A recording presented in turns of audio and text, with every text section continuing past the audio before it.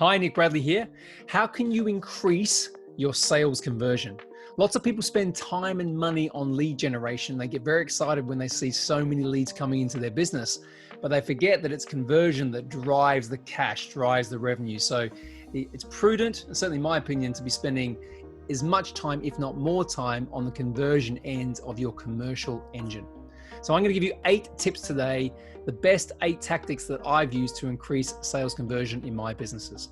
So the first one is employ people who are absolutely passionate about the product and service that you sell.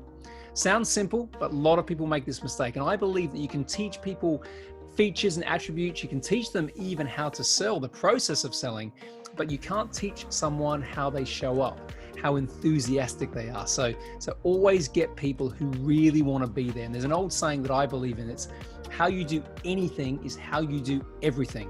And in sales, that is very, very true. So that's number 1. Number 2 is predictability comes from practice. So of course you've got a sales script. You've got, a set of techniques, tools, statements, qualifications, questions that your team use, because everyone's got that, right? No joking. Most people don't have a script, they wing it. They get on a call with a prospect and they try and engage in a conversation, but then without having a script or a way of sequencing the conversation, it can go anywhere. Now, the best way to kind of get something, if you haven't got something, is either yourself or get your best salesperson to record themselves giving a pitch. And then what can happen is you can get that transcribed and you can iterate from there, but you've got to have a script and you've got to practice that script, because that's the only way that you can control the flow of the conversation and help the prospect get to the conclusion, the natural conclusion that you want them to get to. Okay. Number 3 is get an upfront agreement. Now, this is sometimes called qualification, but what you want to do here is you want to make sure that the prospect really wants to continue. Lots of people are fearful of saying no, and what they'll do is they'll hedge. They'll go, oh yeah, maybe later, maybe now, yeah, and they'll kind of kick the can down the road, if you know that expression.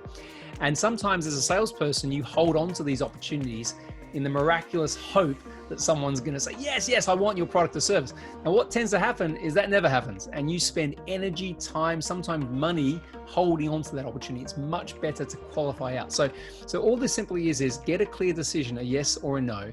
And what I often do sometimes is test that yes and say, are you really sure? Come back in 24 hours and tell me that it's a hell yes.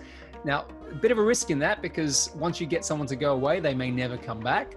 But what I find is if someone does come back from that, then they become a better customer and someone who stays with you for a longer period of time afterwards. So that's simply a process that I use. Okay, number 4 is always calibrate and iterate your offer, your product offer. So you can test price, you can test the way you pitch it, you can test features and benefits, you can test the terms of how you're selling. It's quite often I found that version 1 of something is not the one that ends up being the thing that really gets prospects excited. It ends up being version 7 for me, strangely, and none of it's failure.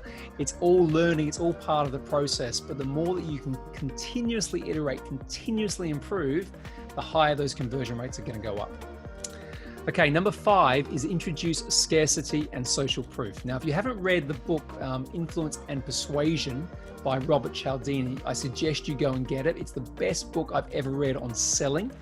And 2 of his main concepts is this idea of scarcity, which is the idea that there isn't much left. So it could be that there's only one product in the warehouse and you've got this competition for people getting it, or you certainly say that to the people. You say, listen, we haven't got much left. There's 10 left, there's 5 left. If you want it, I would take action quickly. The other thing is you might only have capacity to work with a client if you're a service business for a certain number of weeks before the end of the year. So you might say, I can only take on 3 more clients between now and Christmas. Now, you've got to do this with authenticity. I never, ever say lie about this. It's a very powerful technique. But if someone thinks they're going to miss out because there isn't much left, then they are much more inspired to take action. Similarly, with social proof, it's the concept of testimonials, of case studies, proving to your prospect that what you do works.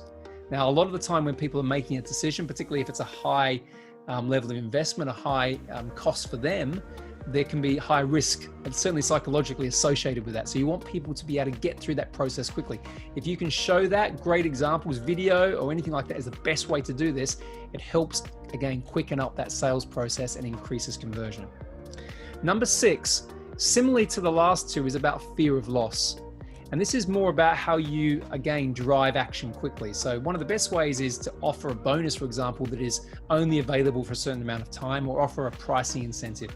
So if someone feels that they're going to miss out if they don't take action quickly, then that can also drive conversion rates up. I've done this with bonuses, with any of the training I've done beforehand. I've offered price incentives almost as a reward for people to take action quickly. And you'd be surprised how that gives you much more predictability in terms of how you can control that whole conversation and the conversion from that. Number 7, get better sales training for your team. Now, this is an obvious one, but the one I want to say here is practice, practice, practice. The best type of sales training is behavioral-based sales coaching, where someone can practice in front of someone, get feedback on their technique. And as Michael Jordan once said, you get paid in public, or you get rewarded in public for the hours that you put in practice. So it's a huge thing. Don't just make it chance. You're going to get people who are naturally good at this, and you get other people who find it challenging, but you've got to be able to invest in your people and improve them, make them better, particularly, as I said at point 1, if they're passionate about you, your product, your service. And the last one today is, remember, a lot of selling happens before the sale actually happens. So get really good, really intentional with refining your pre-selling system. So this is your personal brand, your content marketing, how you use social media. It's getting someone, your prospect, to make the decision in their mind before they engage in a conversation with you. You'd be surprised with the content that I put out there, sometimes from my podcast, Scale Up Your Business, and all those sort of things, the number of times that people call me up and they've listened to me for hours, helping them, educating them on business, on scale up, how they can build their empire. And then they reach out and they want some help. Now, once they reach out, in their mind, they've already made the decision. All they're doing is then validating that themselves. So a lot of the best conversion happens, if you want to get to those really high conversion rates, from the stuff that happens, as I said, before you even have that initial conversation. So that's it today. My top tips on increasing sales conversion in your company.